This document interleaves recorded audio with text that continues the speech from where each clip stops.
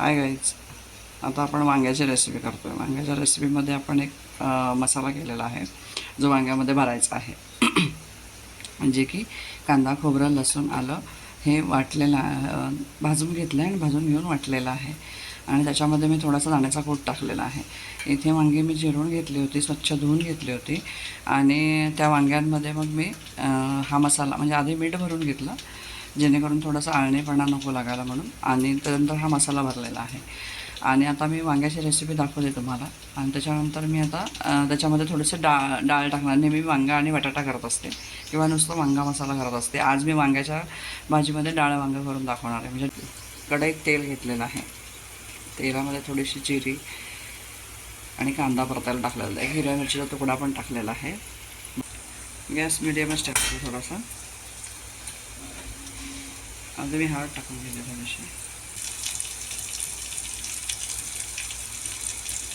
थोडासा कांदा लसूण मसाला टाकते.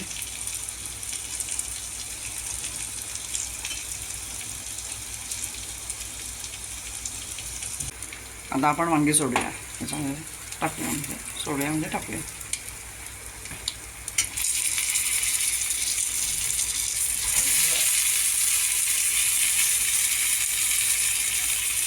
चांगलं परतून घेऊया.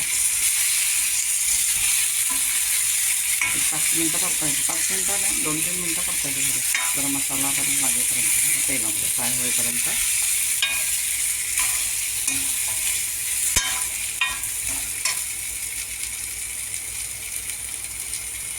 इथे आपण त्याच्यात जी डाळ टाकणार होतो ती डाळ टाकूया.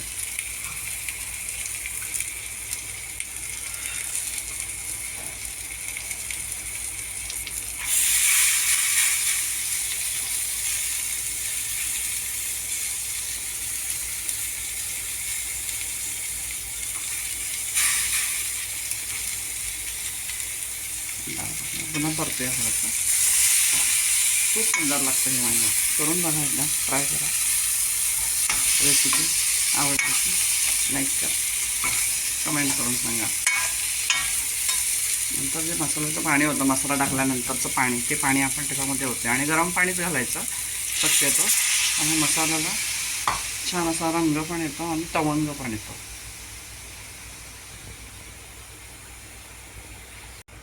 जेवढं तुम्हाला लागेल रश्शापुरतं तेवढं तुम्ही लावायचं. मला थोडंसं असं घट्टसरच लागतं, त्यामुळे मी तसं करते.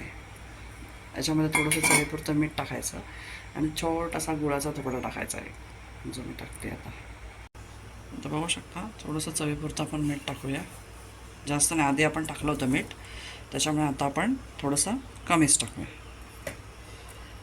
आणि एक थोडासा गुळाचा काढा. म्हणजे बघू शकता तुम्ही, गुळ एकदम थोडा घेतलेला, चवीपुरता. तुम्हाला वाटलं तर नका टाकू, पण मी टाकते, मला आवडतो.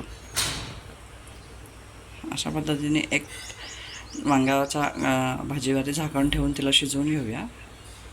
शिजत आली की थोडीशी जशी पाहिजे तशी, तुम्हाला रस्सा ठेवायचा असेल तर रस्सा ठेवा. थोडंसं लपथपेत म्हणण्यापेक्षा, अर्थात माझा शब्द तुम्हाला कळायचा नाही, एक असं थोडासा घट्टसर हवा असेल तर तुम्ही घट्टसर ठेवू शकता. वरून कोथिंबीर टाकूया आणि वांग्याची भाजी शिजवून घेऊया.